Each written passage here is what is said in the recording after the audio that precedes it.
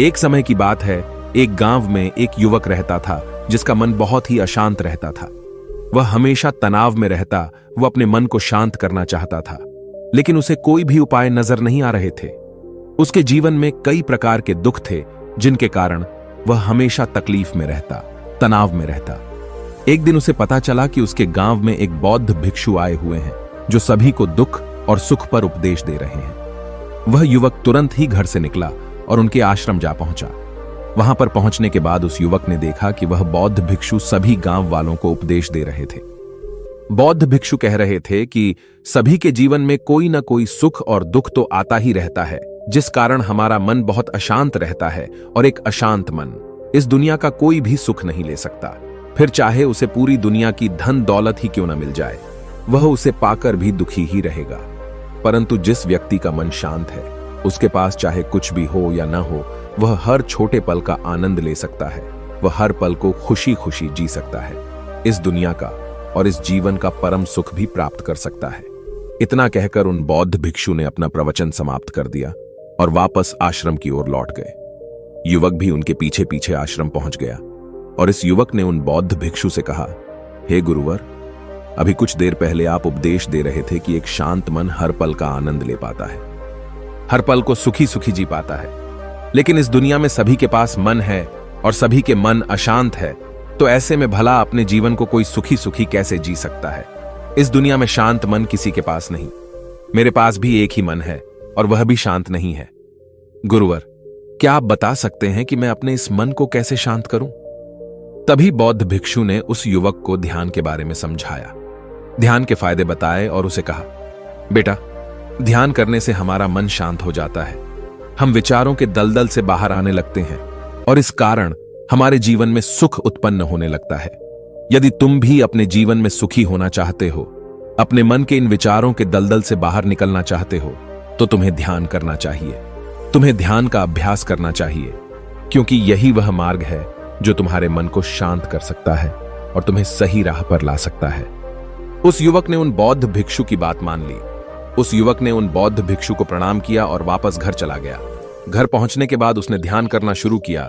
वह रात भर ध्यान करता रहा, लेकिन उससे उसे कोई लाभ नहीं हुआ। इस कारण वह अगली सुबह फिर से उन बौद्ध भिक्षु के पास पहुंचा और उन बौद्ध भिक्षु से कहता है, गुरुवर, आपके कहे अनुसार मैंने रात भर ध्यान किया है, लेकिन उससे मुझे कोई लाभ नहीं हुआ। मेरा मन तो अभी भी अशांत है। आप तो कह रहे थे कि ध्यान करने से हमारा मन शांत हो जाता है। तभी वह बौद्ध भिक्षु उस युवा से कहते हैं, ध्यान कोई एक बार करने की चीज नहीं है, यह तो अभ्यास है और धीरे धीरे समय के साथ मन शांत होता जाएगा। इस पर वह युवक कहता है, हे गुरुवर, मेरे पास इतना समय नहीं है। मुझे कोई ऐसा मार्ग बताइए जिससे जल्दी जल्दी मेरा मन शांत हो जाए और मैं खुशी खुशी अपना जीवन जीने लग जाऊं। ऐसे तो मेरा बहुत समय बर्बाद हो जाएगा। मुझे कुछ ऐसा बताइए गुरुदेव, जिससे मेरा मन आज के आज और अभी शांत हो जाए, जिससे मैं सुख की अनुभूति कर पाऊं, मुझे सुकून मिले। उस युवक की यह बात सुनकर बौद्ध भिक्षु मुस्कुराने लगे। उन्होंने उस युवक से कहा, बेटा, मेरे पास तुम्हारे लिए कुछ ऐसा है जिससे तुम्हारा मन अभी के अभी शांत हो जाएगा। इतना कहकर वह बौद्ध भिक्षु अपने आश्रम में गए और अंदर से एक घड़ा लेकर आए और उस युवक को थमाते हुए कहते हैं, जाओ और पास की बह रही उस नदी से इस घड़े में पानी भर कर लाओ। उन बौद्ध भिक्षु के इतना कहने के बाद उस युवक ने वह घड़ा हाथ में ले लिया और नदी की तरफ जाने लगा। उसके बाद मन ही मन सोच रहा था कि लगता है यह गुरु पागल है, इन्हें कुछ नहीं पता। भला यह घड़ा मेरे जीवन में शांति कैसे ला सकता है? यह मेरे मन को शांत कैसे कर सकता है?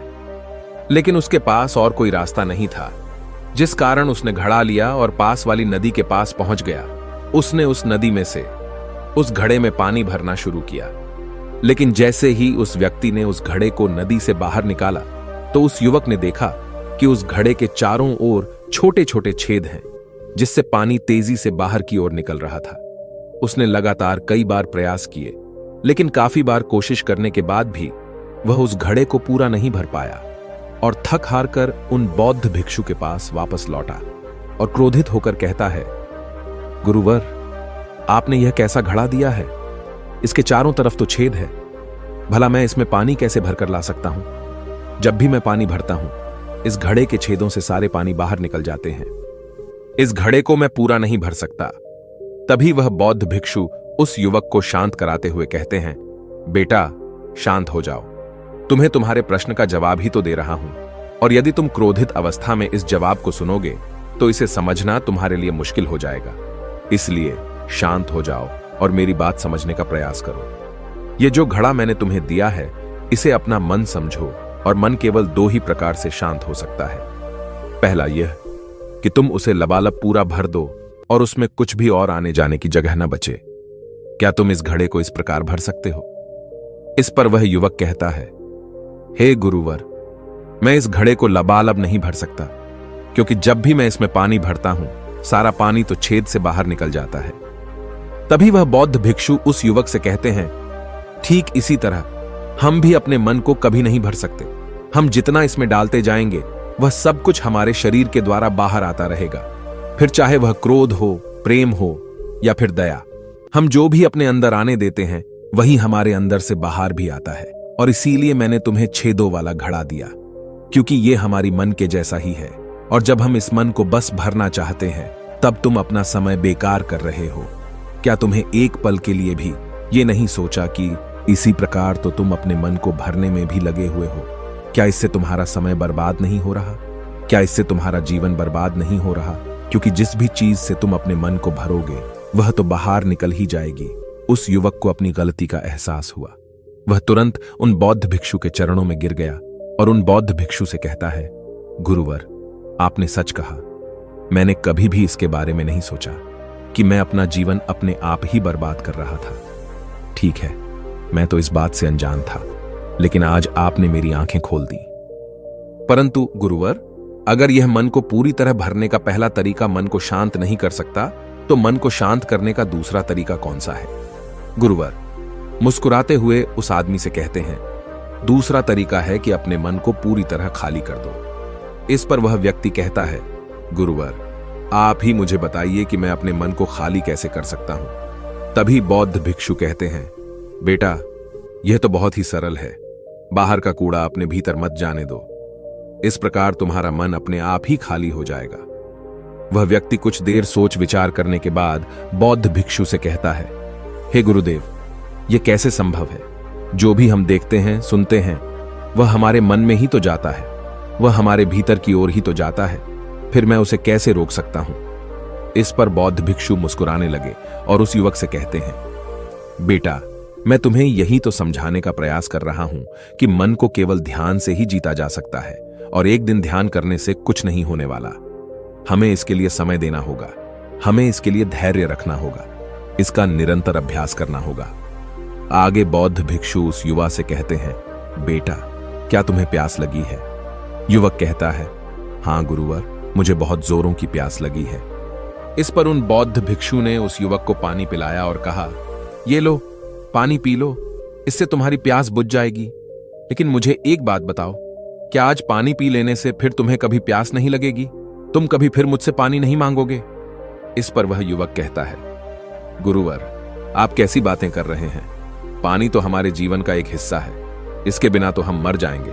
और आप कह रहे हैं कि आज पानी पी लो और उसके बाद मैं कभी पानी न पीऊं। यह भला कैसे संभव है? प्यास तो हमें रोज आती है और हम रोज पानी पीते हैं, इसके बिना तो हम मर जाएंगे। तभी बौद्ध भिक्षु मुस्कुराते हुए उस युवक से कहते हैं, ठीक इसी प्रकार एक दिन के ध्यान से हमारा मन शांत नहीं हो सकता। उसे भी रोज भूख लगती है और उसे रोज रोज हमें आहार भी देना पड़ता है। उसे भी रोज पानी पीने की जरूरत पड़ती है, और ठीक उसी प्रकार हमें हर दिन ध्यान करने की भी जरूरत पड़ती है। और जब हम निरंतर ध्यान करते हैं, इसका अभ्यास करते हैं, तो देखते ही देखते हमारे मन की भूख शांत होने लगती है, और एक समय पर हमारा मन सारे विचार उत्पन्न करना बंद कर देता है। तब वह बाहर से कुछ भी ग्रहण नहीं कर पाता, और जो कोई भी विचार हमारे भीतर है, वह सारे विचार देखते ही देखते समाप्त हो जाते हैं। और इसी प्रकार धीरे धीरे हमारा मन शांत होने लगता है। आगे वह बौद्ध भिक्षु उस युवक से कहते हैं, बेटा, तुम ही तो कह रहे थे कि तुमने रात भर ध्यान किया है, लेकिन उसके बाद भी तुम्हारा मन शांत नहीं हो रहा। बेटा, तुम चाहो तो 1 घंटे के लिए ध्यान कर सकते हो, चाहो तो पूरा दिन भर तुम ध्यान करो, लेकिन इसका लाभ भी तुम्हें उतना ही मिलेगा। अर्थात मान लो तुम 1 दिन के लिए ध्यान करते हो, तो इससे तुम्हारे मन को भी शांति केवल कुछ समय के लिए ही मिलेगी। यह हो सकता है कि वह 1 घंटे के लिए शांत रहे या फिर केवल कुछ क्षणों के लिए, लेकिन वह शांत अवश्य होगा। लेकिन जैसे ही उसे फिर से भूख लगेगी, वह फिर से अशांत हो जाएगा और फिर से यहां वहां भागने लगेगा और वह अपने विचारों की तलाश में आगे बढ़ेगा, क्योंकि उसे भी तो भूख लगी है, उसे भी तो खाना चाहिए, उसे भी तो पानी चाहिए। जैसे कि जब तुम्हें भूख लगती है तुम अशांत हो जाते हो, क्योंकि तुम्हें भोजन चाहिए, पानी चाहिए, ताकि तुम अपने पेट की भूख को मिटा सके और तुम्हें शांति मिले। इस पर वह युवक कहता है, आप सत्य कहते हैं, मैं ही गलत था, मेरी ही गलती है। मैं अपने मन को अवश्य शांत करके रहूंगा, फिर चाहे इसके लिए मुझे कितना भी समय क्यों न लग जाए, मैं भी उस सुख को प्राप्त करके ही रहूंगा। मैं इस खाली घड़े में पानी भरकर अपने जीवन को बर्बाद नहीं करना चाहता। मैं अपने मन को शांत करके ही रहूंगा। मैं अपने मन को पूरी तरह से खाली कर दूंगा। इतना कहकर उस युवक ने उन बौद्ध भिक्षुओं को प्रणाम किया और वापस अपने घर की ओर लौट गया। दोस्तों, हम लोगों के जीवन में भी कई प्रकार की समस्याएं हैं और हम उन समस्याओं का समाधान करना चाहते हैं, और अंत में हमें जो मार्ग मिलता है वह ध्यान है। हम ध्यान तो करना चाहते हैं, लेकिन हम उसके परिणाम को तुरंत पाना चाहते हैं। जब हम शुरू में ध्यान करते हैं तो हमें उसका कुछ भी लाभ नहीं मिलता और हमें लगता है कि यह व्यर्थ है, इससे हमें कोई भी फायदा नहीं होने वाला, क्योंकि हमें तो सब कुछ जल्दी जल्दी चाहिए। लेकिन वास्तविकता तो यही है कि ध्यान सब्र और समय मांगता है और साथ ही उसे शांति भी चाहिए। परंतु हम इतने अशांत हैं कि हमारे भीतर ये तीनों चीजें नहीं हैं। इसीलिए अपने भीतर धैर्य पैदा करें। जब आपके भीतर धैर्य पैदा होगा, तभी आप सब्र, समय और शांति के महत्व को समझ पाएंगे, और फिर आपका समय चाहे कैसा भी क्यों ना चल रहा हो, आप हर समय खुश रहना सीख जाएंगे। अगर आपका मन अशांत है तो यह किसी और के हाथों में नहीं है कि वह आपके मन को शांत कर सके। यह तो आपके हाथों में है कि आप अपने मन को किस प्रकार और कितनी देर तक के लिए शांत कर सकते हैं।